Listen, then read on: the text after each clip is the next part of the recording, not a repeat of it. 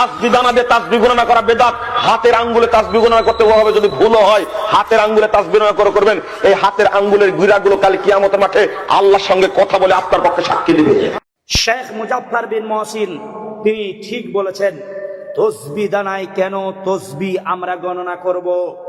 কারণ রাসূল সাল্লাল্লাহু আলাইহি ওয়াসাল্লামের সময় পাথর ছিল, খেজুরের বিচি ছিল, সেইগুলো গণনা করতে পারতেন। কিন্তু হ্যাঁ, এরকম কিছু হাদিস এসছে যেগুলো হলো দুর্বল, শরীয়ত দুর্বল নয়।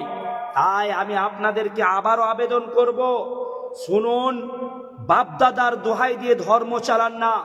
কবরে আপনাকে যেতে হবে, কোন হুজুর এসে কবরে আপনার জন্য জবাবদিহি করবে না। তো হুজুরের কথা অবশ্যই শুনতে হলে দলিল নিয়ে শুনুন এবং সেই হাদিসটি যাচাই বাছাই করুন।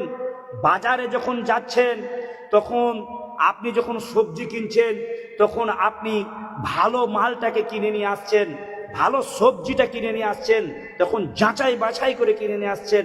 তখন তো পচা ধসা ওই মালটাকে তো আপনি কিনে নিয়ে আসছেন না।